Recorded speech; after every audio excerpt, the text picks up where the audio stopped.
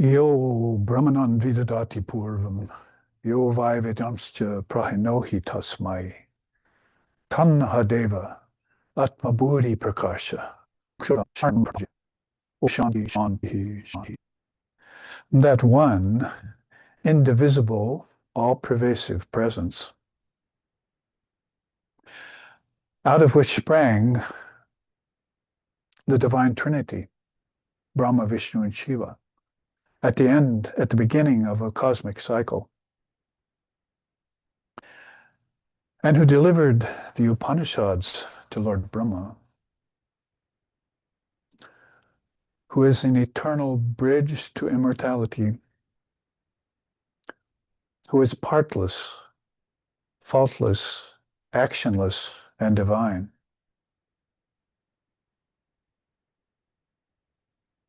who resembles fire that has consumed all its fuel. I make an offering of myself and go for refuge to that indivisible Brahman, whose light turns the attention of mankind to the Atman, the all-pervasive self in all things. For there shines Brahman. May that Brahman protect us, may that Brahman sustain us, and may Brahman illumine our thinking process, free us from impediments and obstacles, and reveal to us the essence of the wisdom teachings. Om, peace, peace, peace. May peace be unto us, and may peace be unto all. Om Hari Om, Hari Om, Hari Om Tat Sat.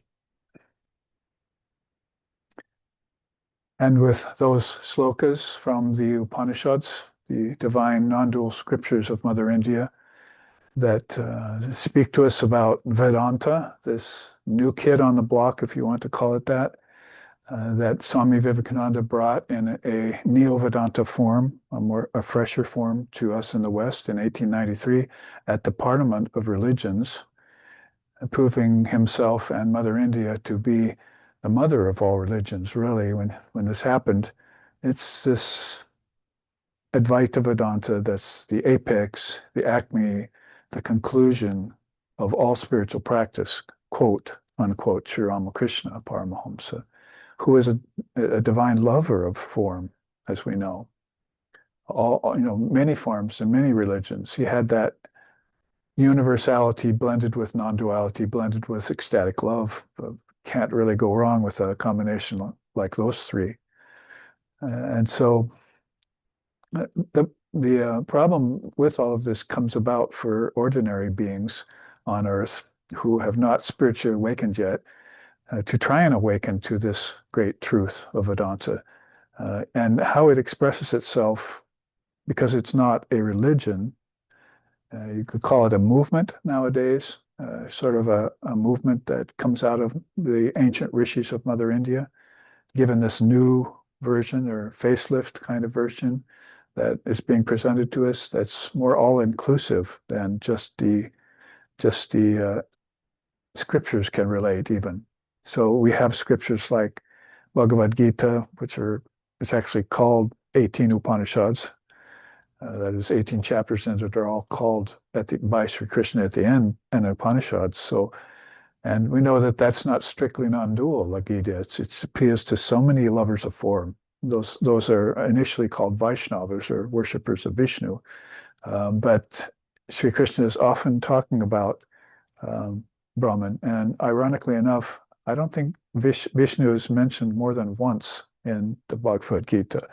And Brahman is mentioned multiple times. So it's like Krishna doesn't have to talk about Vishnu because he's the incarnation of Vishnu right there in form. That's called Ishvara. If it's a female counterpart like Radha or Sita or other great female women rishis and great ones like our own Holy Mother, Sri Sharda Devi, and the sage, who was the wife and spiritual equal and consort of Sri Ramakrishna Paramahamsa. Then you've got Ishvari. So this is why we we turn our minds toward the subject of the mind's memory. Smriti rupena samstita namastasyai namastasyai namastasyai namo namaha. I think probably the first Sanskrit sloka I ever learned in my teens, my late teens. Smriti is memory. So, of course, vismritu would be forgotten, a damaged memory, memory of only things that aren't worthy of remembering, that are going to get in your way of your spiritual path and so forth. And then asmriti, of course, then you'd be getting beyond mind and memory both when you go towards the truth. Those triputis, or those triple teachings, like knowledge, knower, and what's to be known, and sacrificer, sacrifice, and what's being sacrificed. These are all called triputis. And those get transcended when you merge into Brahman. So that's a matter of having retained memory of your past lifetimes of worship of God with form, Ishvara or Ishvari, and then following that to the apex called non-duality. Basically, there's a beautiful saying, even in our Christian tradition in the West, you get to the Father through the Son. So I think that's really what's really meant by that is for us in Vedanta and Buddhism and in India, basically, you would go through that Son would be the Buddha himself, or that Son would be Ishvar or Ishvari, the daughter, if you want to put it that way. The mother has her own independence in the whole thing. So if we want to keep it to father and son male kind of definition, then we would then, see that as Father of Yoga says in the Yoga Sutras too, Ishvara, Smriti and Ishvara are connected. You have to remember Ishvara if we want to get into Samadhi. So all beings will get to the Father through the Son. And that it's just a matter then of broadening out the Son to be a representative of all religions rather than keeping him selflessly to yourself. That's called universality. So the great souls will come forth, and I think Jesus was one of those who also, although he was tending his own home fire, would accept people from all walks of life and from other religions. So, because he was born a Jew, so of course the Jews would be counted in that. And Christianity wasn't really an ism yet, or Christianity wasn't actually born and moving forth for several hundred years yet. So we have this pretty much the proof of history too, that these great souls come in different religions, show themselves, and when they show themselves, beings remember things other than money, things other than children, things other than wives, things other than huts, nets, fish. You know where I'm going with that. Basically, Christ told the fishermen about that too. Follow me, I'll make you fishers of men. So they began to remember their relationship with this great soul when he shows up again.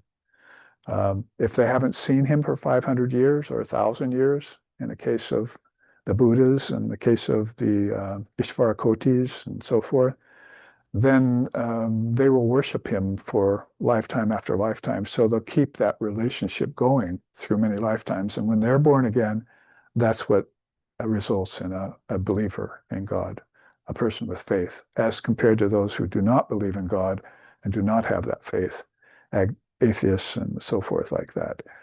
And just ordinary everyday people who don't think about God, even by accident. Sri Ramakrishna humorously said once, they're not going to think about God even by accident.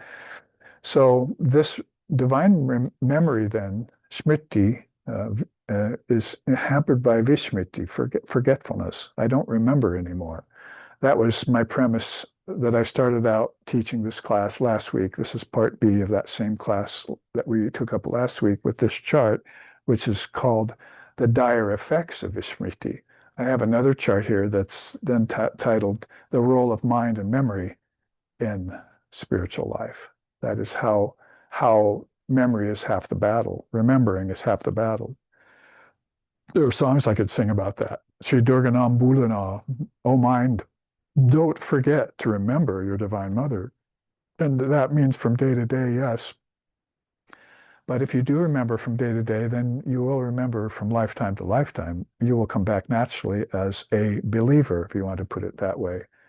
Now we know that beyond mere belief, there's rock solid faith. So there has to be some work done on that critter called belief, because it can be threatened, like the ego can be threatened by, like, say, people from another religion who have a faith, or a conquering nation that transplants its version of religion and God into the losing nation, a war, who's a victim of war. So all of this comes up not as a debate, because the believers in God, they all have that problem solved already.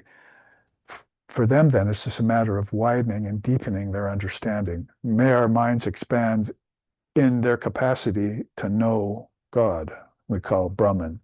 Is another chant that I could have chanted from the Upanishads. It's a peace chant. Apyayantu mamangani vak pranaschakshu shrotramatsa balmindriyani cha sarvani.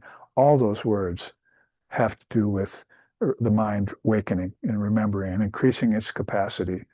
So this is what we are as a kind of brief revisit from last week's class. We went through parts of this chart, and we took up, as you remember, those 7 levels of rebirth, right? That Krishna talks about in the Gita. First, you're born in a good and pious family. Well, there's your samskars from a past lifetime.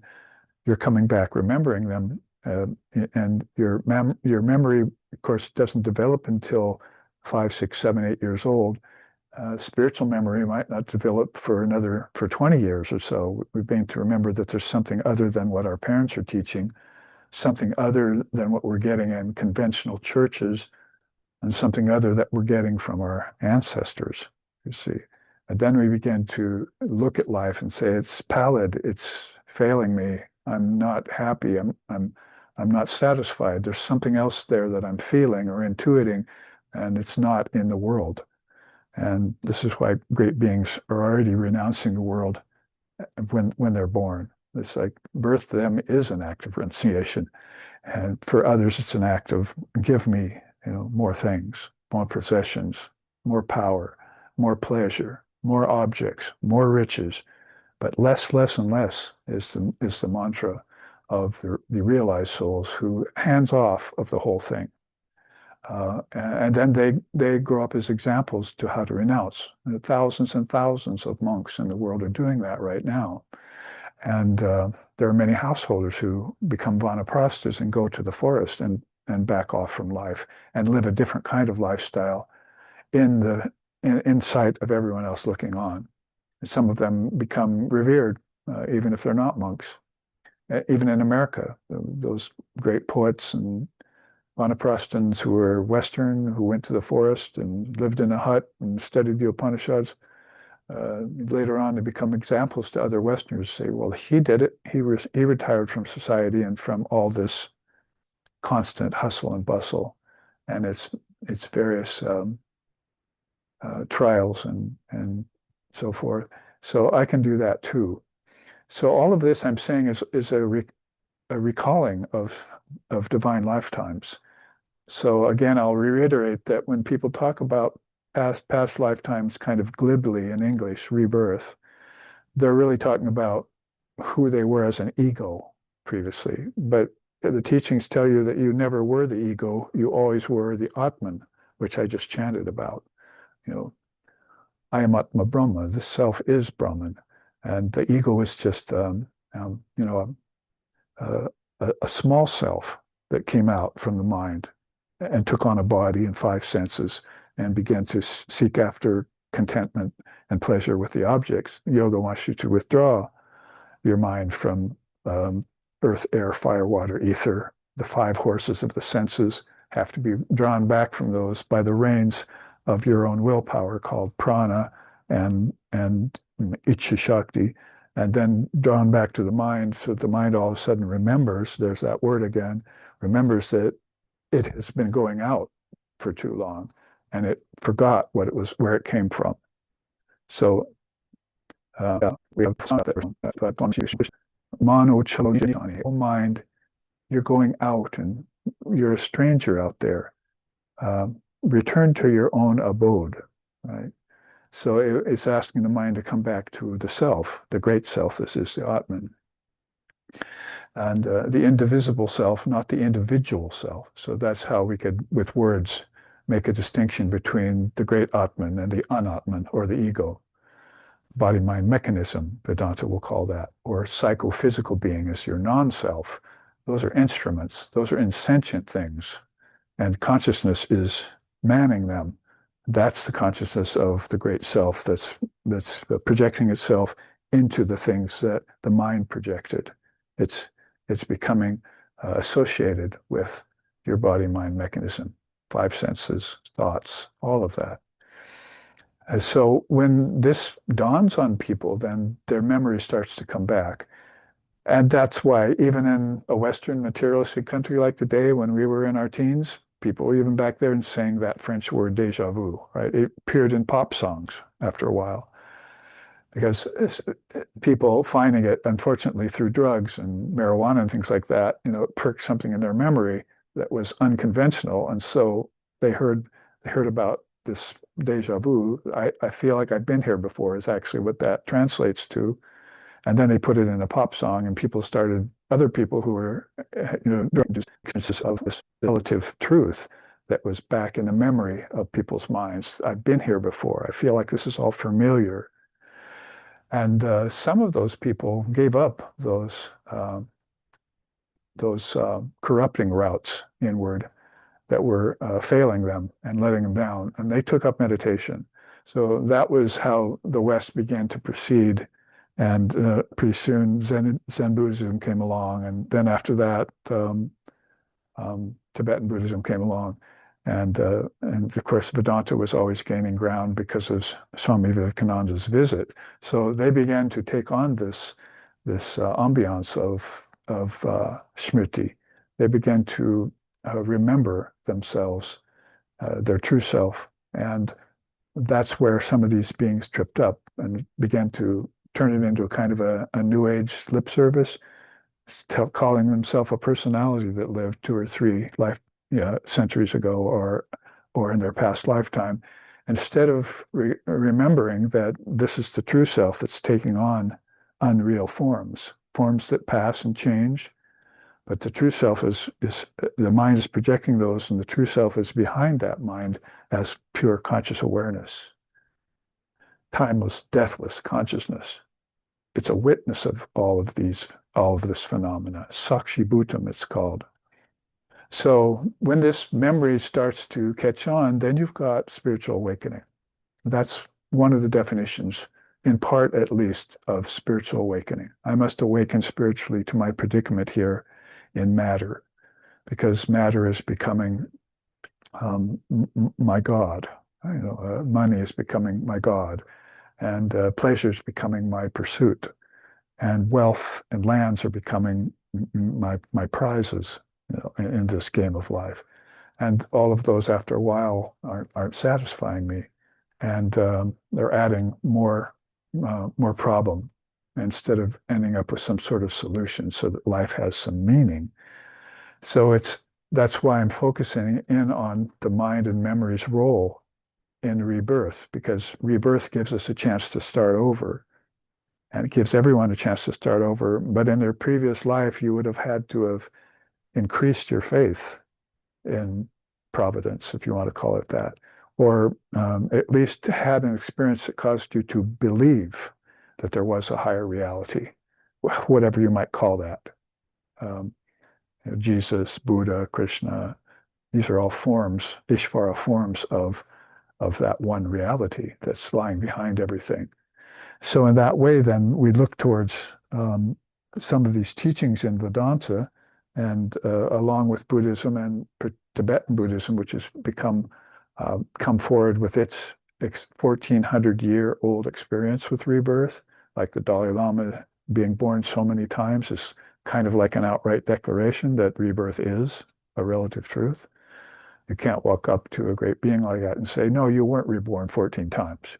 This is his experience. He can remember that he was the Dalai Lama through all these passages of time, through all these ages even. Ishvara forms come again and again.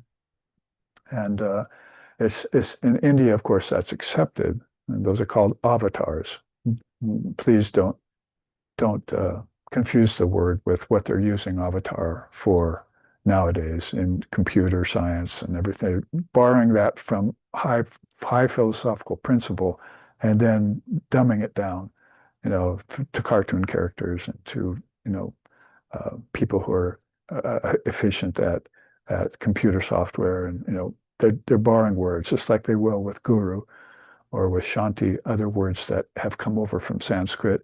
You should keep those very powerful in their original meaning and find out why those words were used for divine beings, because thousands and thousands, let's say millions, let's say billions now, remember Jesus. And they also remember Krishna. Billions of people remember Krishna and Ram. These great beings are not going away from people's memory. And people are born in families which have practiced making offerings and devotions and increasing their devotion to these forms of divine reality. And very seldom do you find in those collections of people and the religions they follow mention of the formless reality, like my Father in heaven. And that's a misleading term, because the Father doesn't live in heaven. Your ancestors live in heaven. The Father's beyond hell, earth, and heaven. All three is the Father beyond that.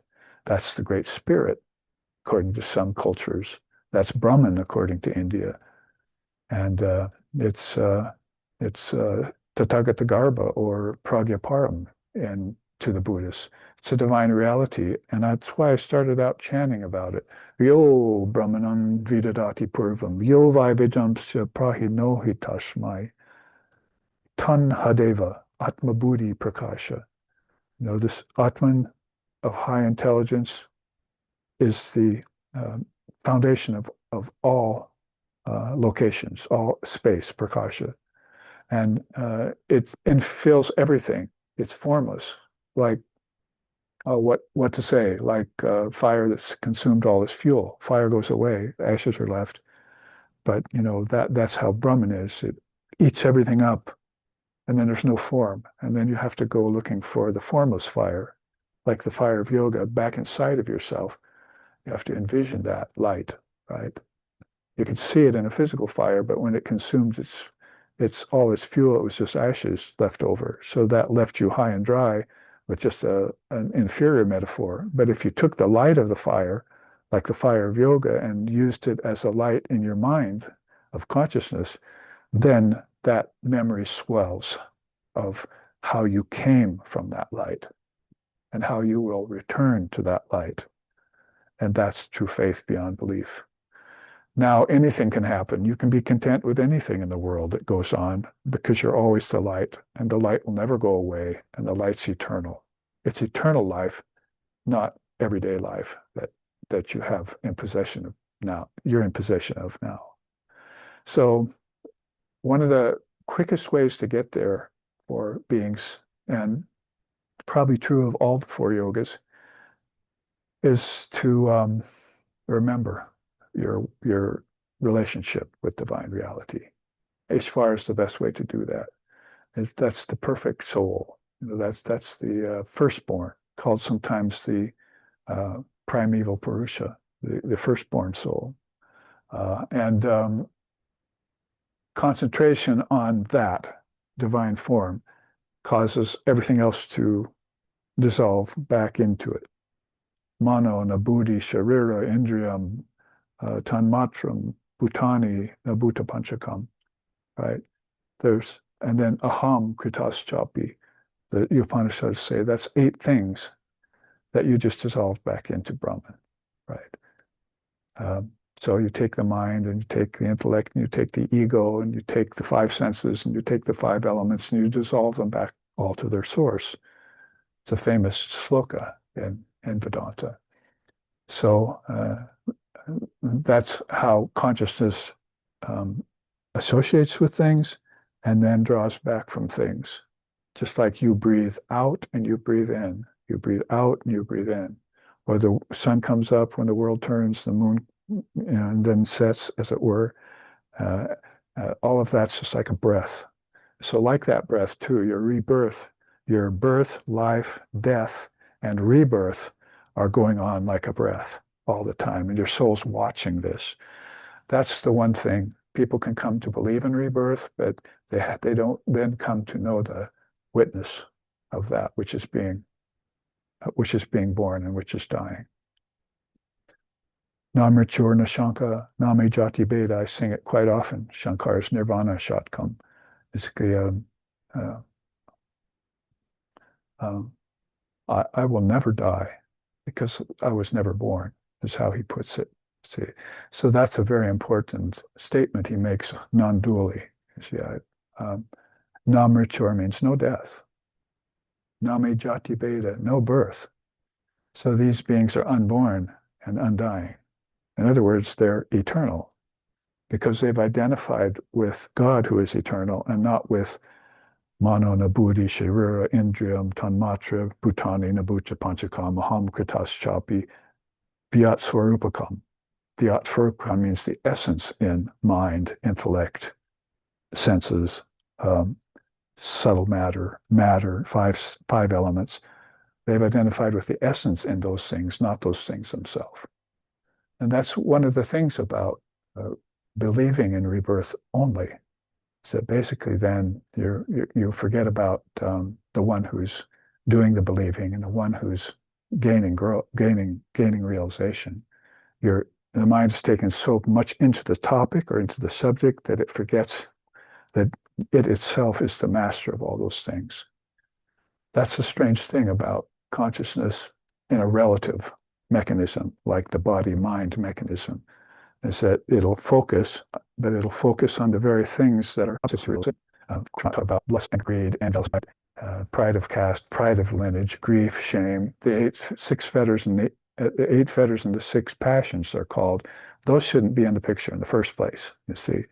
So it's not like we're concentrating in spiritual life to get rid of those. They're not going to go away. They're a part of the package of relativity. So what you are doing is when you say I'm not any of those things, is that don't forget to confirm that I am that is doing the renouncing. You can renounce everything. You can discriminate away everything. You can never discriminate away that which is doing the discriminating, my teacher used to say. So that's this higher intelligence. That's this Daiva Smriti. So you have Vismriti, which we've been looking at, and then you have Daiva Smriti, right? So there's a divine memory, then there's an overall facility called everyday memory, and then there's Vismriti, forgetfulness, and Asmriti, never mind, right? It's memory has merged like with the mind along into Brahman. So there's no need to remember anything because you're that now. So there's like these 4 levels of memory that are a very interesting study, especially when you bring forth the fact that those things which you're forgetting are causing you suffering, right?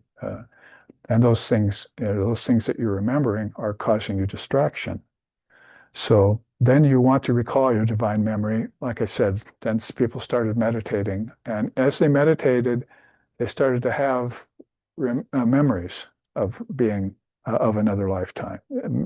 Memory of that kind will come back during your meditation sometimes. Also come back quite naturally during your dreaming state. So you'll dream about things that you've done before, but you're not associating them to past lifetimes at that point. You're calling them fantasies, just dreams. They don't really have any basis in reality, so forth and so on. Where they really have their basis is in deep sleep, where you go formless. You go formless in deep sleep. That's Brahman, formlessness. But it's not the ultimate Brahman. It's formlessness with a small s. Formlessness with a capital F is the Great Spirit, is the Father, is Brahman, is Yahweh, is Allah, is Nirvikalpa, is Nirvana, is Satori, is Asampragata, so forth and so on, throughout the whole sweep of religious striving and understanding, is that one reality. And it has been given names even though it's nameless. It does take forms even though it's formless. It does appear in time and space, although it's beyond time and space. So that's why Sri Ramakrishna said, hold two ideals, one God with form and one the formless reality. It can be done to hold two things at once.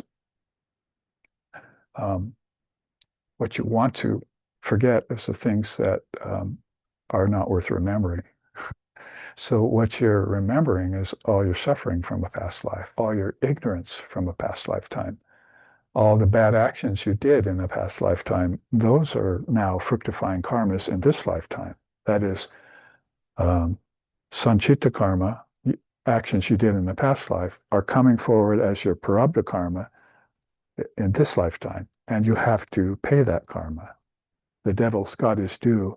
We don't believe in a devil with horns and pitchfork and a tail in a place called hell where you burn forever. We believe in our past actions are the devil, and our past good actions are godly, saintly, right? So there's an admixture of those in our minds as little pockets of remembrance. You know what word I'm thinking of here? Samskaras.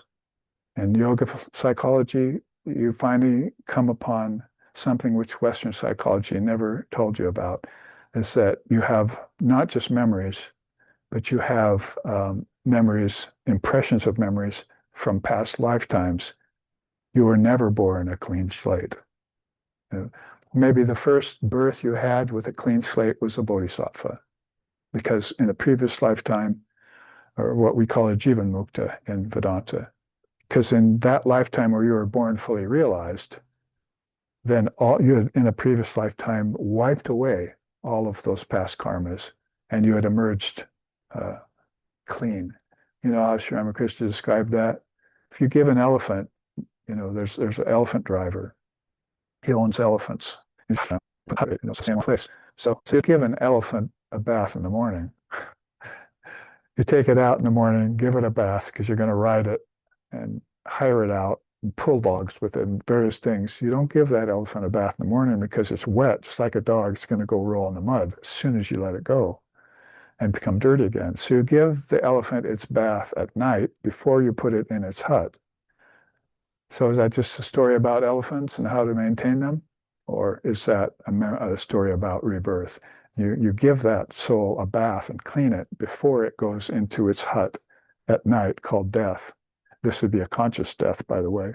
And then the elephant comes out in the morning. That's the soul being reborn, pure and fresh. All its old karma is wiped away. And that's a saint there. That's a seer. That's an Ishvarakoti. That's a bodhisattva. That's a jivan mukta. And in a big sense, that's the avatar. They're not under the sway and press anymore of past karmas or what happened in time and space or what happened in their past lifetimes. They don't have to purify their memory, their mind and memory. They don't have to awaken. They're fully awake at all time. They've got the insomnia of yoga, union with God. They're ever awake.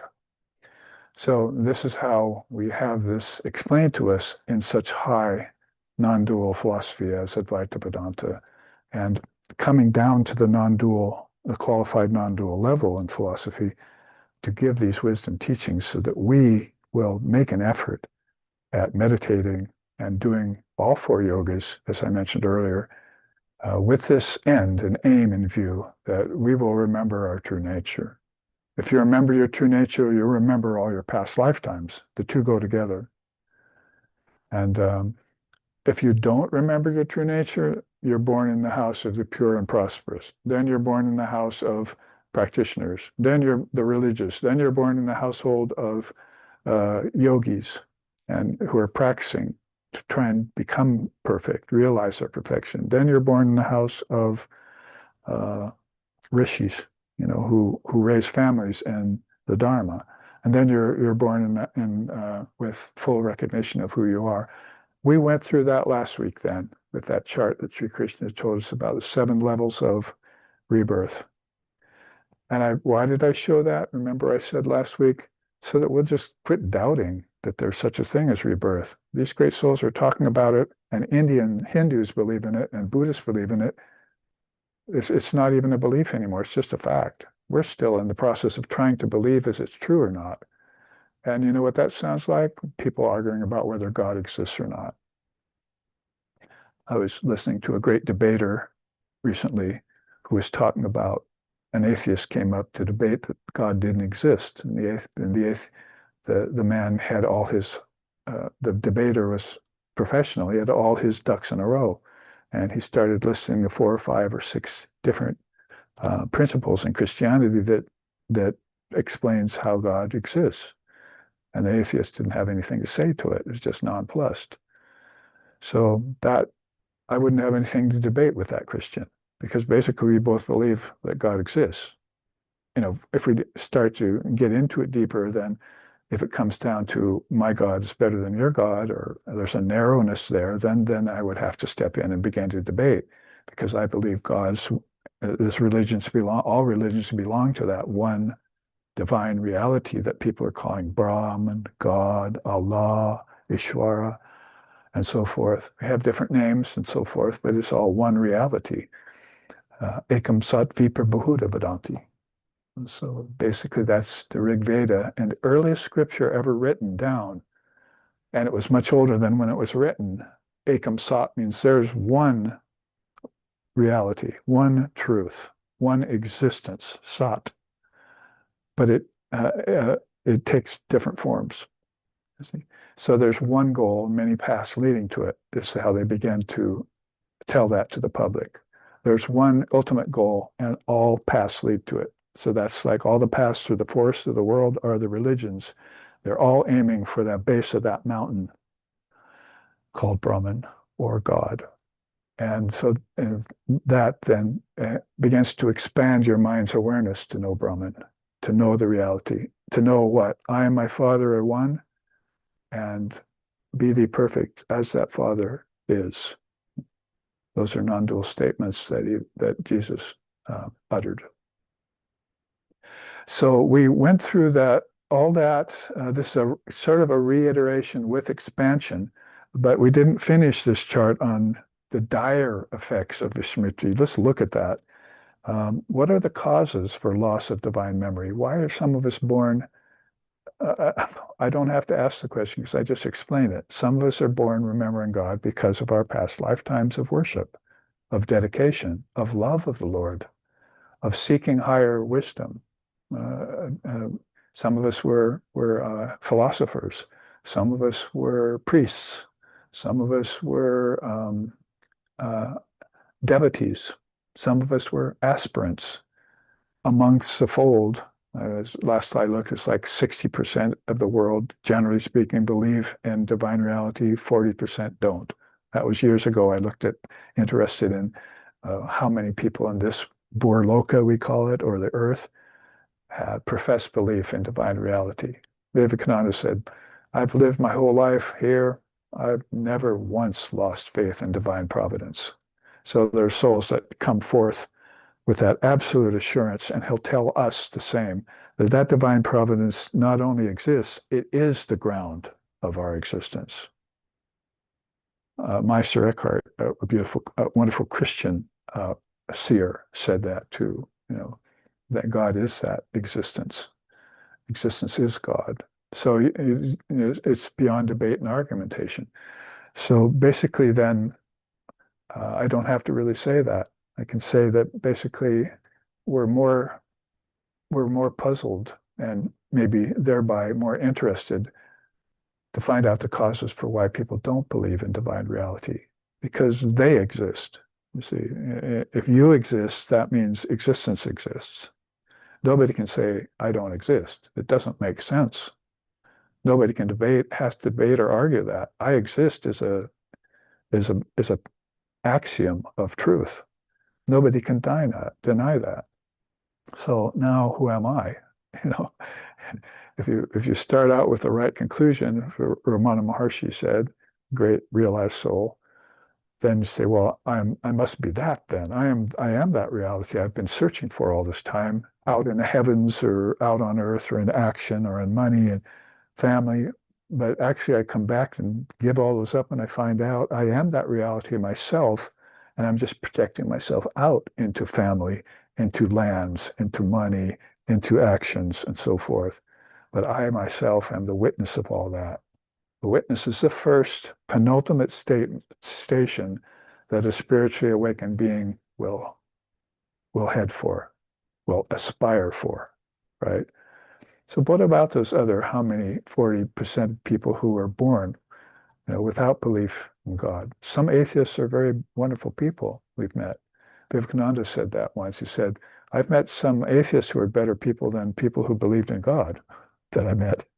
So what's that all about? See, so basically, the belief is something personal to you. Faith is something real to be realized, though. And so, if Vivekananda is talking to an atheist, he's got this ground to stand on that the atheist doesn't have. They're maybe going for science, and which is a materialistic. It's called physics, not for no good reason. But physics and metaphysics are different, and metaphysics and the Dharma are different still, and Dharma and the truth are different still. That's good, best, and better kind of thing.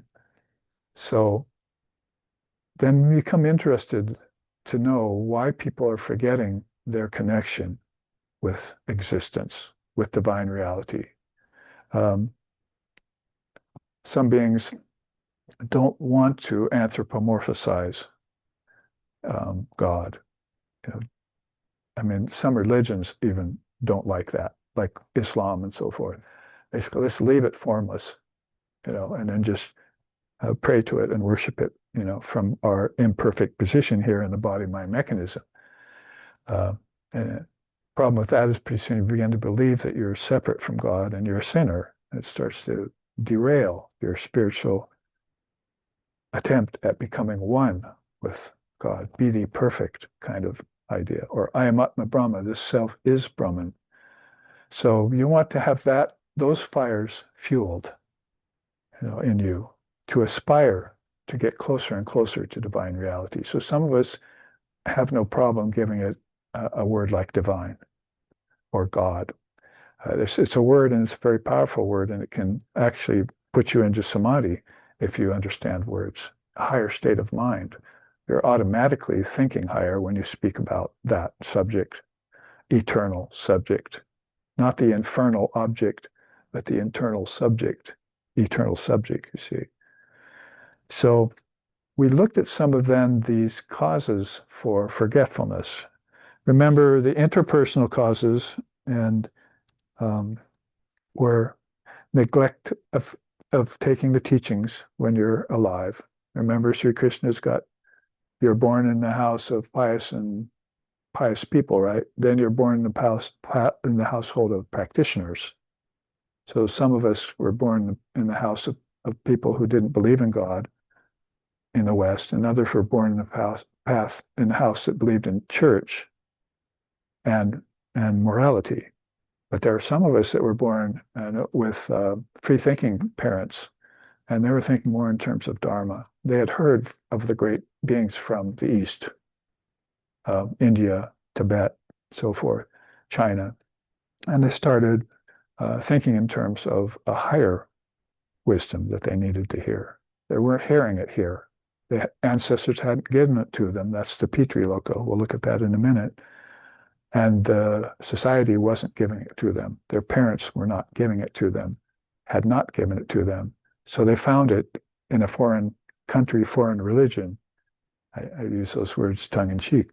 So basically, then that's what this means, is that's an interpersonal cause for forgetfulness, is that it hasn't been reminded to you in this lifetime. You have to be born with parents who will tell you, you're the self in all.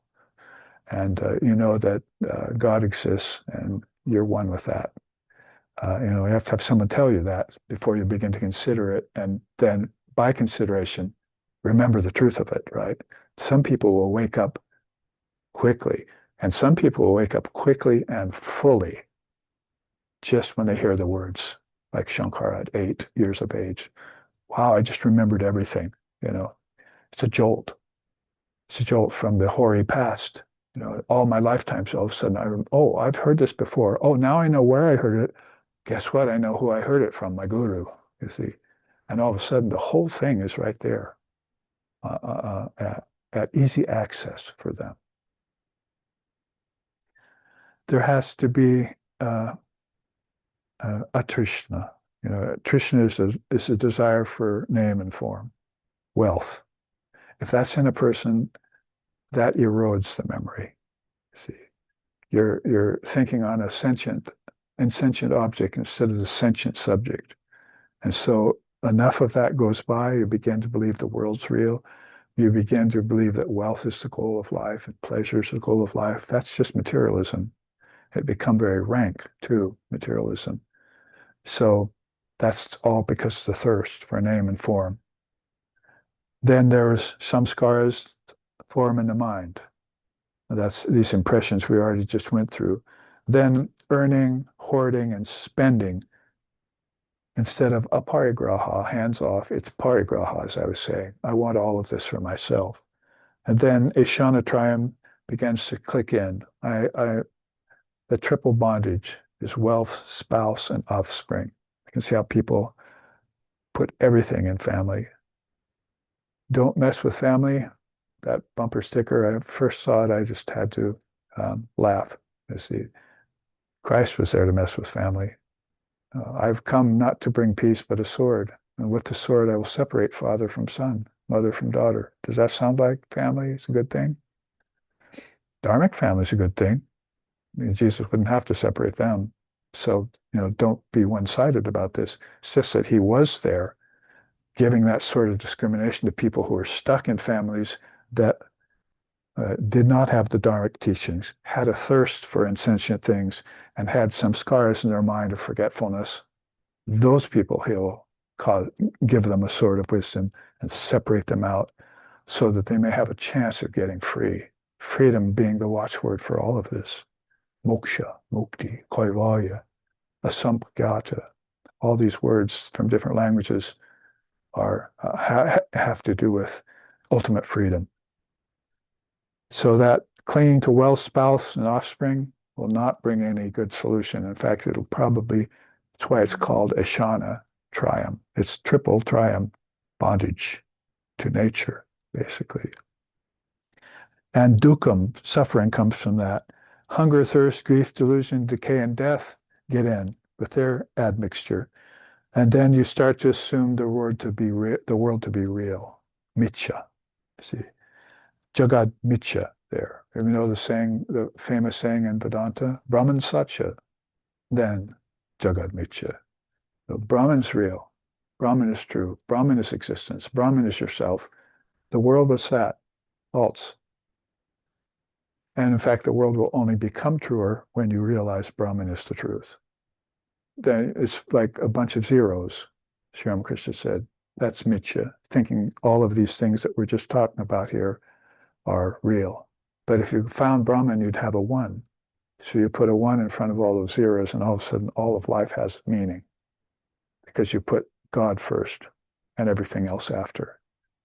So everything else after, without the one, was empty, and you became depressed. You committed suicide. You went to death in a unsound mental condition. So you came back in an unsound mental condition, also with an infirm body.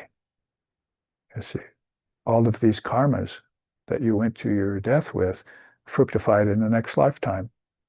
And so now we're not calling that the fault of the devil, nor are we calling that the fault of God. They had nothing to do with it. You had everything to do with it.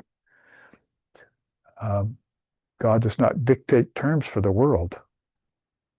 Krishna says that in the Gita. Brahman does not dictate conditions and karmas for the world.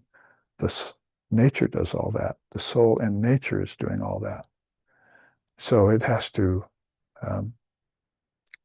look into these causes for forgetfulness and remember the truth. And then the truth will set you free. Let's look, because we looked at that already, but it's a good way to warm us up. Let's look at the cosmic and collective causes up here near the Maharloka. This is makes it look like it's in outer space. Don't be fooled. These are inner worlds. The kings of heaven are within you. So Earth, although it is a physical world, really it all came from an internal principle called the mind. The mind produced the world, not God. And if you get 7 billion minds together, 8 billion minds growing together, their thinking process will produce a world and many lifetimes to go with it. I mean, you could look back, America with only a chance for a few lifetimes as an American. Look back to Europe, you had dozens more over the centuries, over the millennia. How many lifetimes can a soul have? And so there you're looking back with your retentive memory, thinking, I probably lived before. That's a belief. But then the faith is, I have lived before. And then the truth is, I am the living. I am the one living consciousness in all forms. So those are these different triputis we're talking about. Mithya, falsity, dharma, knowledge, and then truth, which trumps them all.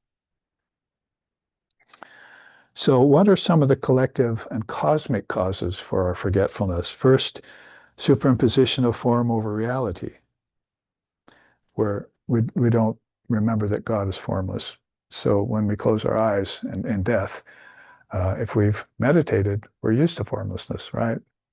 I think I saw the light in my meditation, and it was peaceful, it was divine, it was warm, and it was attracting, all attracting. Now when I close my eyes, when my soul leaves the body, I'll see that same formlessness, and I'll be comfortable with it, right? So meditation is kind of a practice for passing from the body, for getting used to formlessness, which is your true nature. God is formless. I just chanted that. It's pure, actionless, formless, and divine, right? So those are truisms about divine reality. We've been looking at God with form and calling it matter for too long. We have to look at God beyond form and call it reality. Begin acknowledging that. And I've had many lifetimes trying to understand that God is formless. So this is why it's a cosmic or collective cause for people. You're getting influenced by your ancestors, and you're getting influenced by the priestcraft, and they're all turning you towards God with form only, and nobody knows about the transcendental reality. Meditation, again, is going to be one of the yogas which is going to familiarize yourself with that truth. Then there's fear of formlessness. There's doubt in the nature of the self, the true self, that is, with a capital S. Then there's belief in change and transformation. These are all charts I could call up. Parinama is that belief in change. Aparinama means Brahman never changes. The world only seems to change. Even the world doesn't change. Have you seen it change much? Isn't it still the world, lifetimes later? So the changes have taken place on the outside of the planet, as it were, and with people. Their minds are always changing. But the world's still there. It's been there for a long time, even if you listen to the historians. So what is it? Basically parinama and aparinama. Then I've got to find that one unchanging principle, which is the foundation for all the change that's happening on top of it. So I am beyond transformation, my true self. That's all the changing matter, changing nature, changing mind, and it's changing thoughts. And I'm the witness of those. That's the first step, as I was saying earlier, back towards remembering who you truly are. Spiritual awakening leading to enlightenment, leading to illumination, leading to dissolution into reality. The hailstone fell in the ocean, like Buddha said, gone and gone forever. Will not take on a form, not ignorantly, ever again. And then there's sukha, the desire for heavenly existence. That's where you put it off against dukkha, which is in the intrapersonal cause. But when you say sukha, you're talking about pleasure. Pleasure has another level beside objects. It has heaven. And people seek that. Their ancestors seek that. They say, come to heaven with us. Religion says, come to heaven with us. Paradise. All the religions are talking about that.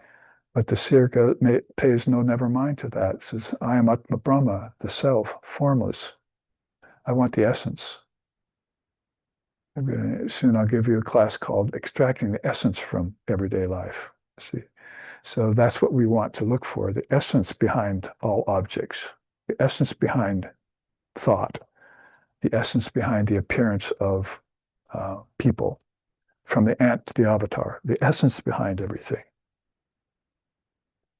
So sukha and dukkha are a very powerful duality that apply to both the world and to heaven. It's just that in heaven, dukkha goes away until you get yanked out of it again and reborn, as we're talking about here. There are souls that can take conscious rebirths. So they would come back with full awareness of their true nature. And there's the last one, Pitriloka. Let's see, realm influence of the ancestors. So that we finish this chart on dire effects of Vismriti, let's look at these practices to reclaim divine memory. This is being recorded, so you can go back. If I'm going through it too fast for you, there's a lot to consider. You can go back and retrieve this. And I've also spoke about this in other classes as well. It's a very important subject right now for people who are having problems with life and restless mind and world falling apart and religion's not doing their job and so forth. It's very important to go back to one's own mind and one's own memory and think back, meditate back, contemplate back, like contemplating the scriptures, to what the seers tell you is the truth, because they are seers of truth. So they're the ones to listen to, not the politicians, not your ancestors, not the priests. We want to realize souls who know truth to tell us what the truth is. And India, of course, has them in spades. So many seers and beings that came forward to tell about the truth. They're called rishis, yogis, and avatars, and so forth.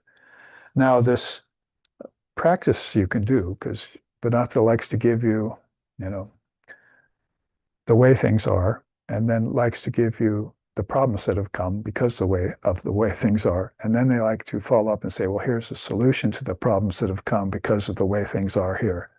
The way things are here are a combination of good and bad, combination of pleasure and pain, combination of enjoyment and suffering. It's all mixed. It's all an admixture. You can't get one without the other. And that's karma. That's the law of karma.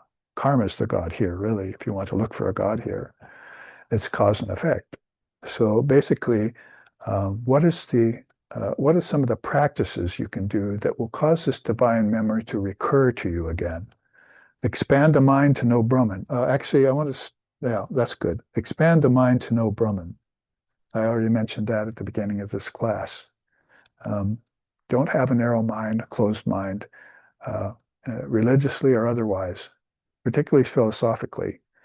Bhranti darshan, false thinking, is a problem. False philosophy is a problem that always covers up the truth instead of reveals it. We want revelation of the truth, not these old tired words and people who are covering up the truth for their own advantage and their own purposes. We want the revelation of truth to come forth. And for that, you can meditate on your ishtam. All religions have a chosen ideal. So those ideals are all forms of God. Be the way to think about it in a universal sense. My brother, the Christian, my brother, the Buddhist, my brother, the Muslim, my sister, the Zen Buddhist, my cousin, the Taoist, and wherever it is and wherever you're going, these are all voices and faces of the divine reality here on earth. And that's how you come to a universal understanding of religion rather than a narrow one.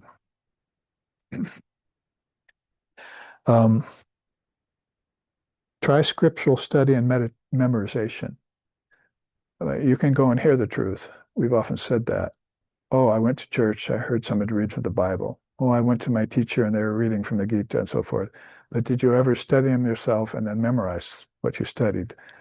And so you don't have to rely on a book. So those beings who can teach others, uh, they've already studied the books and they've got all this stuff in their memory. So they can start espousing it. They can start transmitting it to people like Sri Ramakrishna did to Swami Vivekananda and Swami Vivekananda did to our teachers and our teachers did here to us in America, uh, even in this Kali Yuga, this recent time. So that's some of their secret is they memorized everything. And by memorizing it, it began to settle into their minds. That's memory you're talking about. First, you might hear a scripture and it seems foreign. Like, what's that saying? It's all Greek to me, right? So it's like it's coming to you in a different language. But the longer you sit with that teacher or with that darshana or with that pathway or with that exponent of religion who's qualified, the longer you sit with them, the more it becomes your memory. Pretty soon you're saying, I can't remember thinking in a different way than I think now. Vivekananda said that. My experience with giving people the Vedanta is that once they're given a higher ideal, the lower ideal will go away by itself. So we don't have to preach against other religions or judge them. We just give them a higher ideal. They think about it for a while, and pretty soon it becomes them the way they think. Oh, well, we won the victory right there, you see. That's divine memory returning about truth. You didn't do anything to try and force them. You just lived a life and you told them what you thought was the truth according to the scriptures and the seers and how they memorized it and told you to do the same. Now I've got immediate recall, like Sri Ramakrishna, Shrutidara, Swami Sheshanandaji, my guru, peace and blessings be upon him, had that kind of memory. It's just could go on and on about all the subjects of spirituality and religion in many different veins, on many different levels, many different dimensions. It had a flowing source of that coming up out of him. And so we would sit there in rapt attention, listening. First time we ever heard truth. I was about 19. First time I ever heard truth spoken. I hadn't got it in society. I hadn't got it from parents. I hadn't got it from religion. I hadn't got it from friends. I hadn't got it from family. Not until I heard him speak did I get it. And it immediately caused me to remember. That's all I'm going to say about my personal journey right now. It caused me to remember. And so that was based upon, and then I started memorizing the scriptures. One of my students said the other day, I've memorized 4 chapters of the Gita now, and I'm working on the other 12 or the other 14. You see, so basically, wow, that's great. I know my teacher could speak the whole Gita in Sanskrit by memory. He used to do that as we ate prasad he gave us, and he could do it in English too. See, at 90. So this is a really powerful tool that we're talking about here that we could just stop here and go to another class called, scriptural study, swadhyaya it's called in Sanskrit, and how to remember yourself through hearing the truth from the seers.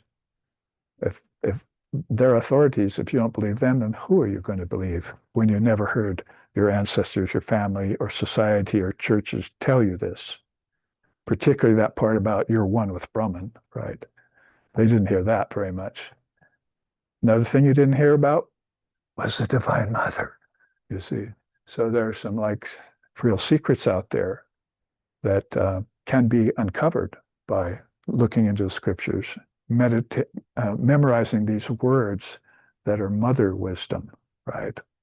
And all of a sudden, like I just said early in this class, Ya Devi Sarvabhuteshu Smriti Rupena Samstita. The Divine Mother, the Devi, she exists in the minds of all beings as retentive memory, right? So we went to Swami Sheshananda, heard him speak. What were we hearing? We were hearing her voice. He remembered her.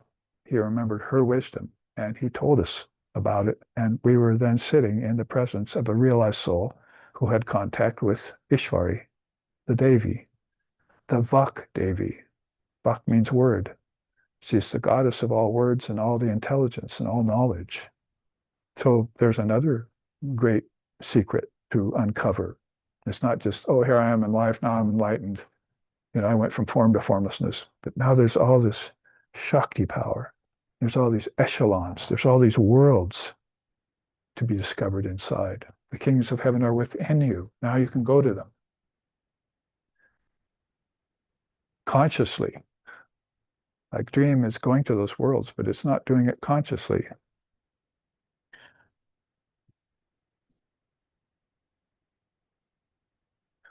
So I'm going on and on about that one. Observing celibacy or moderation. The monks will do celibacy and householders are enjoined to do moderation of sensual appetites, let's put it that way. So because people are glutting themselves on every kind of sensual pleasure that's there. And that's becoming overfed, becoming fat. Not just physically, because Patanjali calls there are two kinds of overweightness. One's physical, that's an impediment to yoga, and the other's too much pleasure in the mind. So he's talking about two kinds of heaviness, that sthana, he calls it in yoga. So moderate everything and feel immediately that lightness of being, that doesn't have to sleep so much now. Because you eat too much, you sleep too much. It just follows. You feel heavy, you're tired. Your prana, your organs are taking all their energy in you to digest the food that you're eating, overeating. And then when this digestion is done, you either fall asleep during the process or after the process, you don't have any energy left over for spiritual life, for practices that help you to retain or reclaim your divine memory. It needs power to do that. Keep holy company, and I put in here after initiation, because I've seen people, as Holy Mother said, you can have a good teacher and a human body, and a good teacher and been told the truth, but you can still fail the goal. Well, then what else do we need, Mother? Holy company, your mind, friendliness of your mind. You have to put your mind in holy company even after you got the mantra, even after you were saved, right? Or however you want to put it, baptized, or taking hand in Sufism, or there's so many ways in different religions which you get ushered in the door, but not many people know that they just got through the doorway and the door's still open and back, they can still fall back into their old ways. And there's a whole passageway ahead that leads beyond the door. Go in there, shut the door, never go back again, and move forward toward the light. That's the purpose. You opened the door in the first place. The door of what? Divine memory. I can remember now that I and my Father are one. I mean, Christ had to do a lot of meditating and going to the wilderness and in the forest like Buddha all the time in order to come out and all of a sudden say, I remembered, I and my Father are one. I've had the actual experience of that. See, so if a great soul like Jesus or Buddha has to go in the forest and meditate for days and days or months to get that realization, to have that memory come back, then how much more effort are we going to have to make, to open the door to our divine memory? First, we have to, as I'm saying, just believe in it, that I've had other lifetimes. In America, we're not even through that door yet. But in India and China and other places, in Tibet, oh yeah, for sure, we've had other lifetimes. I can recall them, you see. And there's some higher teachings to that, like I was never the body. I'm not the body now. How did I become so free of everything as a free soul is because in the past lifetimes, I practiced being free. That is, I practiced not being bound, see, because I was always free, but I had this doubt that I was bound. See, but you are never bound. You never die because you were never born. Then if I'm neither birth nor death, what am I? You're eternal life. You're one with the Father. See, that's you. That's the true you with a capital Y. stand up and be counted as one of the realized souls. Give up this horrible negative mantra, I'm a sinner, or I'm worthless, or I can't do anything, and claim your divine heritage. That's the message of Vivekananda in this age. Use japa of the mantra continually. So get your initiation. That means in our terms, get your mantra. Then go to your teacher afterwards, because after he's giving you the mantra, then he's going to be explaining the teachings that come from the scriptures, and you're going to be memorizing them.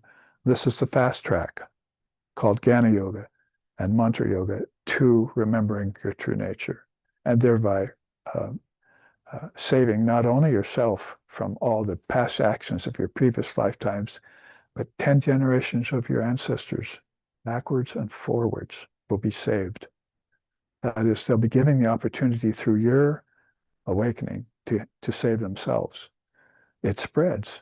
If negativity spreads on this earth, certainly spirituality will. If bondage spreads on this earth, certainly enlightenment will. So if one gets enlightened and other people become proud of that, right? They may not have the destiny yet to enter into sadhana, spiritual practices like this, but they're proud of that. Remember when our founder of SRV passed away here, Lex Sixon? His father came to his bedside. His father outlived him, came to his bedside, and he told Lex, one of the last things he told Lex last time he saw his father was, I am so proud to have an enlightened being in our family. This man wasn't enlightened.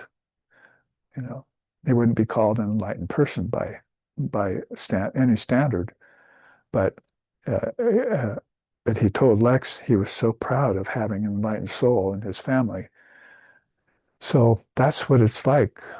That's a sign that people recognize the import of getting free, of getting enlightened. They also then recognize how bound they are, right? I want to be like that person. That's what happens when you see a guru who's actually free. I want to be like that person. So keep holy company, use the mantra that the holy company gave you, study and memorize, and expand your mind to know Brahman. And then practice sacrifices.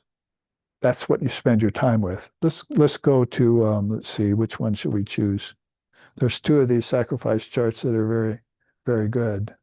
This is the simpler one. In the time we have, is basically we finished this chart with those practices of how to retain divine memory. So now you can't say, well, they want me to remember my past lifetimes. They didn't give me any practice to do it. There you have them. People are practicing them every day. Mantra, holy company, scripture. Those aren't old-fashioned. Those are eternal. And they'll never change. They'll always be at your beck and call if you begin to master them, utilize them. In this chart, then, so what did we just say about this? Let's go back before we lose our track. Practice the 5 types of sacrifice are another way for you to retain your recall your divine memory. So it's not God the formless we're talking about here. It's the form. And that's going to give vacation. That's like a tantric practice in India where you do these sacrifices and offerings to the deities. So this is where deity worship comes in. It's very important, like Tibetan Buddhism brought that out. Other Buddhist paths aren't going in that direction, haven't been going in that direction. That's the beauty of Tibetan Buddhism in many of its schools, is that they're showing you how the old ancient Tantra in India was practiced by taking divine images and objects. And this is not idol worship. This is how to really treat an object divinely instead of worshiping the idol itself, which is a physical object. Of course, that's going to be superstitious. Even that has a little efficacy in India. But what you really want to do is worship the presence that the object represents. So if you have a picture of Jesus or a picture of Muhammad or a picture of Krishna on your on your shrine or your meditation room, then you're actually sitting in front of it. That's a divine beneficial influence on you, isn't it? So it's raising your mind. I'm now raising my mind in its capacity to not only expand to know Brahman, but to expand to experience Brahman. And so that's where meditation on form comes in. Ishtajan. There's also Swarupajan, meditation on essence. But there's two different kinds of meditation, form and formless, because God comes in both varieties, with form and without form. This is expanding your mind already to know Brahman, because in the world here, it's only form if you believe in it, right? We've already said 60% do, 40% don't, or something like that. So of those greater percentage, then most of them will fall in the realm of God with form. So Sri Ramakrishna used to ask his devotees who came to him when he was in the body, do you believe in God with form or without form? He's like really interested how people were thinking.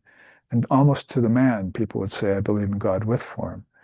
But people that were being drawn to him, had this non-dual bent, you might say. They had this leaning away from religious because religious conventions had turned them off and too much deity worship in the wrong way was being done. So they began to lean towards, it's my intuition tells me that there's a great light. And it's not a light like the sun or like the moon or like stars or like fire or like lightning. It's a light of consciousness. And I feel drawn to it. I saw it in deep sleep last night and I merged into it and I came out of it. So these beings are leaning toward the non-dual, toward the formless, right? And we all have that, I think. All of us have that experience with God, the formless, with the light at some point. And it's not the safest feeling. So we all go back to form, right? In fact, we all have to come back to form after we leave deep sleep and come back to the world of waking. We leave our form behind in deep sleep, but then we take it back on when we wake up, right? Including senses and everything. Senses went away, ego went away in deep sleep. There was nothing there. That was a blissful formlessness, but you weren't quite aware of what happened to you there because you haven't awoken spiritually yet. The spiritual being will know what happens to them in deep sleep. They'll see the light, as I just said. So some people have that experience. So this gets us into this point of sacrifice, helping you to remember your divine nature. When we look at it over the next few minutes, we have time, it'll become obvious to you how this helps you recall your divine memory. You cannot not recall your divine memory if you participate in the 5 sacrifices, is what I'm saying.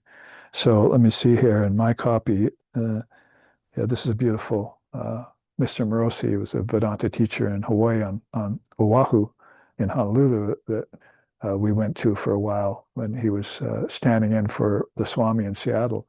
And so he would do these beautiful sculptures. And this one's on display somewhere in Honolulu in a hall, in a museum or something. But I took that image from Mr. Morosi of the woman doing her prayers and penances, all that, and getting delivered a divine child by the hand of God, as it were. Very beautiful thing he did. And I use it as a backdrop for these 5-fold sacrifices. Pancha Yagya, it's called in Sanskrit. So Pancha Yaga means I do 5 sacrifices every day. And as I go through them in the remaining minutes here, keep in mind that those are methods by which to remember your past lifetimes. You wouldn't be doing these sacrifices, if it didn't help you remember, or put it this way, if it wasn't connected to your past lifetimes. If you worship now, you worship before, is kind of what I'm saying. It's not something that just happens to you new, although it might appear to you that way. But when some guru comes to you and it wakes you up, then you take to worship, right? And some people don't take to worship. They're leaning toward the light. So this is something that needs to be fused, or a better word, maybe integrated. Is that God is with form and beyond form, and they don't exclude each other. They don't exclude one another. They're connections. You get to the Father through the Son is a great way of saying that. I'm sorry, you get to the, yeah, is that right? You get to the Father through the Son means that you've worshiped form first, which we would call Ishvara, or a great prophet kind of thing.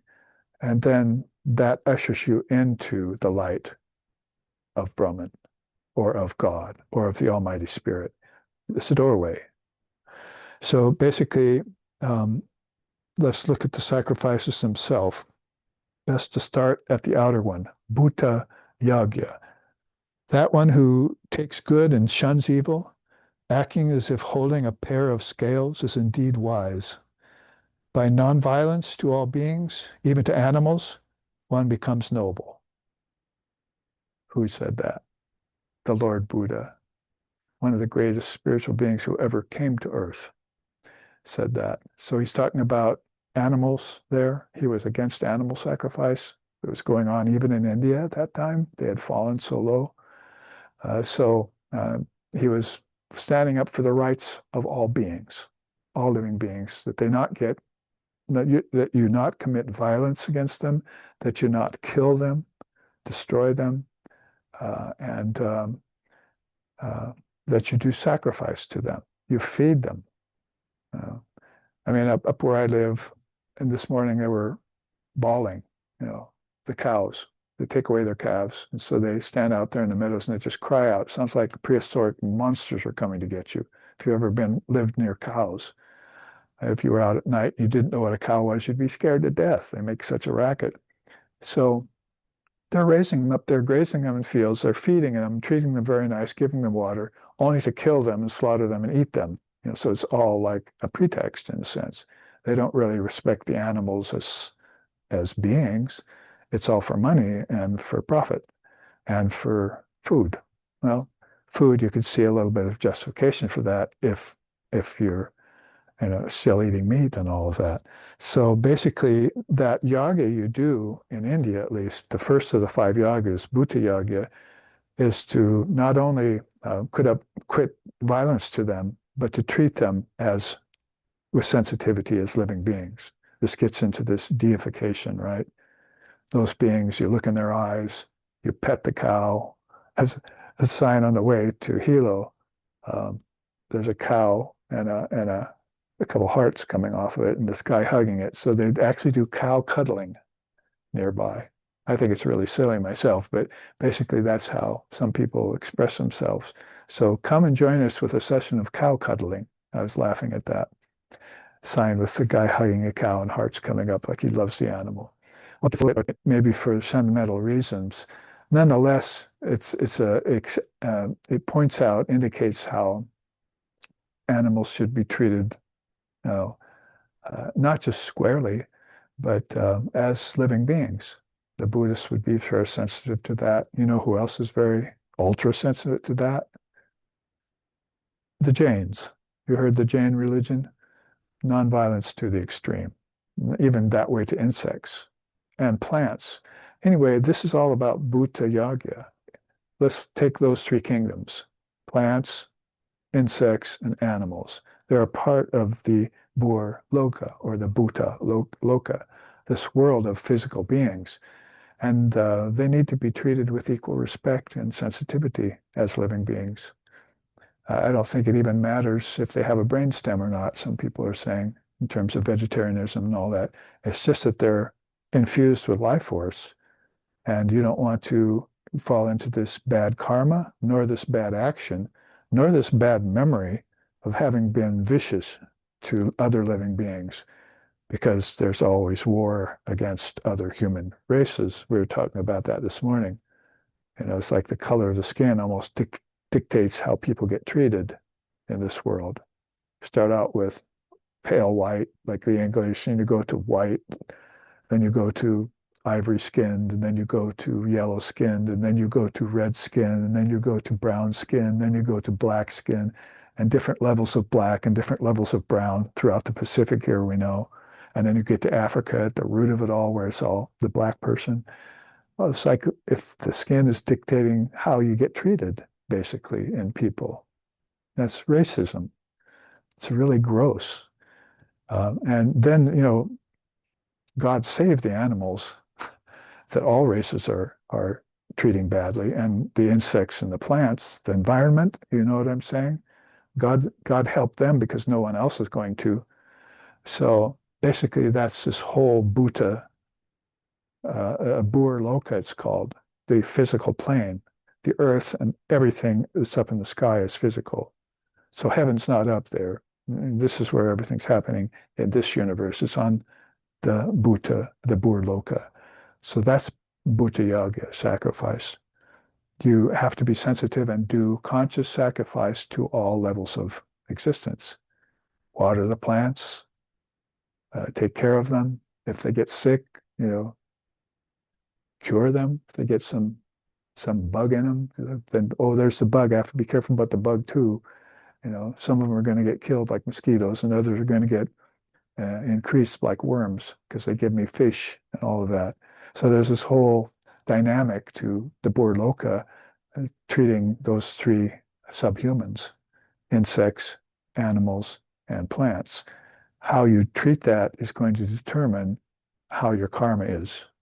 And as in the context we're putting it right now, is also going to make you remember things that you did in a past lifetime. I worshiped those animals before. That's why I love dogs and I love horses and so forth and so on.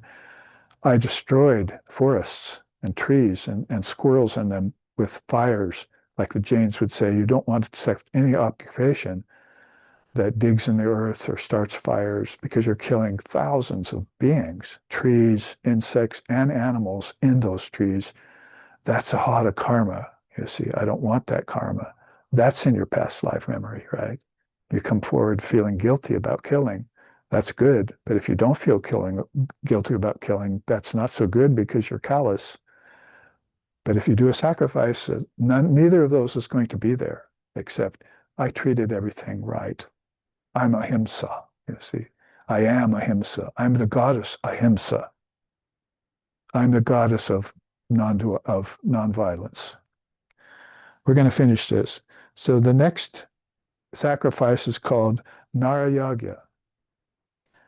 I like Vivekananda's saying here, down on your face before him and make a great sacrifice, the sacrifice of a whole life for humanity, for whom he, that means the avatar, comes from time to time, whom he loves above all, the poor, the lowly, and the oppressed. So this is how Vivekananda focuses not on just the whole of humanity, but particularly on those beings who are being oppressed, impoverished, starving, thirsty, without clothes. Like Jesus said, uh, come to me and I will give you these things. I was naked, you clothed me. I was hungry, you fed me. That kind of ideology, which is a higher ideology in all religions, with all the avatars of all religions, is the essence of Narayagya. Otherwise, you can see how society is doing it out there. We got rich, we got lots of money. The rest of you have to leave the country, right? Just because you don't have money. Yeah, the color of your skin is going to dictate that too, you see. So money and race, color of your skin, if you're rich or not, or how poor you are, is the opposite of Narayagya. You're not sacrificing to humanity. You're committing atrocities against them in war and in oppression and so forth. So I don't really have to explain how that relates to your past lifetimes because people are coming back again and again as evil asuras. That's a word we have in Sanskrit for politicians who are not really in for it for the good of humanity, for conquerors who are causing a death, for military, which is dropping bombs on people and so forth. These are asuric beings. And they may profess belief in God, but that's not the God we believe in. We believe in the God of nonviolence. We believe in the God of sacrifice. In fact, here, it is verily a thief who takes what the universe gives and fails to give back in the form of sacrifice. yagya, Krishna says. Such a selfish one does not gain this world in truth. So how can he gain the next and the higher worlds? Right? How can he really go to heaven with any clear conscience when he has treated the beings, animals, insects, plants, humanity in that way that he's treated them? We were talking today about how some of the seers in India were thieves when they started out their life. They met a holy man and turned into a saint. They're sort of beings that's why you don't judge people, because they may have this divine memory in them right at the surface, and they're stealing for some reason, not just to own things, but to feed their family. Right? Thieves sometimes steal to feed their family because they're forced to. So you don't judge anyone along that way, because some of those thieves that started out as thieves turned into saints later. And so that falls in line here with Nara Yoga, how you're very careful to give sacrifice to all beings, even to the evil, and if you can, be careful, even to the evil beings, Vivekananda said, but don't do this at home, kids. They say, basically, be very careful of, you have to remain indifferent to the evil, or you might fall into their influence. Pitru Yagya is the third of these five. That's ancestor. The knowers of the three Vedas, worshiping me by sacrifices, pray for the way to heaven. They reach the holy world of the Lord of the Devas and enjoy the celestial plane of the Devas. The Devas are the gods. Having enjoyed the vast world of heaven, they return to the world of mortals upon the exhaustion of their karma, their merits. Thus, abiding by the injunctions of the Vedas, desiring objects of desire, they come and they go. That's rebirth. So again, it's just accepted by Sri Krishna in Hinduism and the Gita and so forth, that's what's happening on this wheel. Buddha called it later, a long time after Krishna, called it the wheel of birth and death, or samsara, or kala chakra, the wheel of time, that's always coming around, and people are being incarnated again on this wheel of birth and death in bodies with these minds that are in remembrance of evil things they did and not in remembrance of those sacrifices they made. This world is not for that one who does not sacrifice, who takes from the world and doesn't give sacrifice. It's not hard to see those people and who they are. It's not such a division between the religion and the non-religious, because the non-religious sometimes are very good people. It's more a division between Daiva and Asu. It's more a division between the divine and the demoniacal, right? Some people have a divine nature that's been brought forth in them. Others have brought the negative nature forward in them, demoniacal. That's why some have accented from past lifetimes no sacrifice and evil actions, and they're appearing as these problematic people on earth, causing war, causing violence, causing oppression, callous, no thought for the morrow.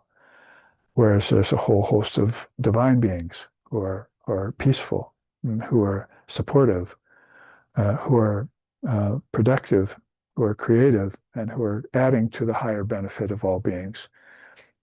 So this begins to penetrate through the curtain of nations we were looking at last week. Basically, heaven is still veiled by this curtain of nations, and the Pitrus are coming back again, back and forth on it. Your ancestors are coming back again, and you're being born to them. Then you die, and they bring you back as their child. And this is going on all the time on this wheel of birth and death. That's called Pitri Loka, heaven. In our tradition, is heaven, Pitri Loka. It means the lower heavens that are still subject to transmigration of the soul. When the soul never goes anywhere, we were saying, but this ego soul that is, forgetful of its last lifetime, comes back again with the same tendencies, does negative karmas again, goes back with its good karmas that it did, and gets returns to heaven for a limited amount of time, then gets pulled back to earth to have to play out its negative karmas. And it's all an admixture of good and bad. So that's that. Buddha brought that out about 500 years before Jesus, of the problems of the ancestor realm. India had fallen into the influence of the ancestor realm too much. There are two other yagas that are highest and best of all five of these. One's to the gods. So you should be offering sacrifice to the gods, the devas and devis. That's back to this deity worship I was just talking about. Some people have not only their guru on the altar, but they have Lakshmi, and they have an incarnation like Buddha or Jesus, or they have other gods like Ganapati, the elephant-headed god, and they're making flower offerings every day to those deities. So they're doing their daily sacrifice to the deities. It's called deity worship, upasana. So I don't want to replace upasana with vipassana. Meditation, vipassana, and worship of forms, upasana, should go together as two kinds of meditation, because you get to the Father through the Son. You will pay in spades everything you did as you go toward the formless reality. You'll shed all your negative propensities. You'll take on all your virtues, and the curtain of rain cloud of virtue. You'll bring that into the presence of the formless reality and pass through that cloud of nescience and become again your true self, which you always are and always were and never will not be. So that's the benefit of Deva Yagya. Then you have Rishi Yagya. That's to your teachers, to the seers, to those beings who wrote the scriptures and who encourage you to memorize them, and who gave you the mantra so that that will occur to you again in the next lifetime, like it did to me in my early 20s. My guru said, here's the mantra I want you to practice. So then I got that mantra, and that was the process of awakening. The process of divine memory came back, and so forth. Those things bring back what you lost going through the curtain of nescience right away. Whereas people go through the curtain of nescience, as we said last week, between birth and death, gets everything there in their mind gets stripped away, and they don't remember anything in their next birth. And they live a whole lifetime in non-remembrance. And worse, vismriti, right? Then you've got these problems of all this that we went through here and all the causes that we looked at, the dire effects of vismriti, forgetfulness of what's real, what's true, and what's beneficial. We're always running out of time for these subjects. This one not being so abstruse, by the way, but again, it is pretty much a pointer, a finger pointing at the 5 sacrifices. If you do them, your divine memory is there every day with you, isn't it? I'm good to the insects. I'm good to the plants. I'm good to the animals. I'm good to humankind. I'm good to the gods. I'm good to my teachers. I'm good to the seers. And that's living free of the shades of darkness that come over people who don't have those sacrifices in their life. It's definitely a good thing to put in terms of recalling divine memory.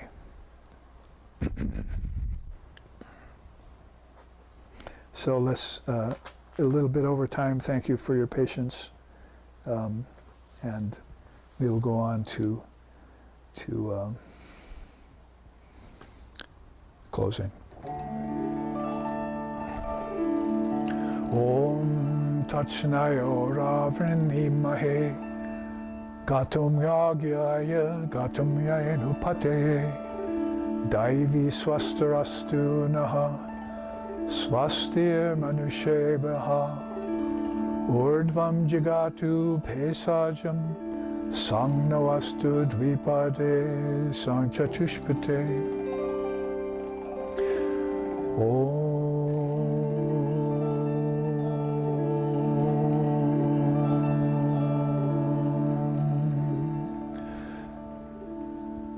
May we make a humble and sincere offering of the small self into the great self. May we always delight in this offering and always revere the Lord and Mother of all sacrifices. May divine blessings be upon us. May peace come unto the entire human race. May well-being, healing, and prosperity also come to us. Om Shanti, Shanti, Shanti. Hari Om.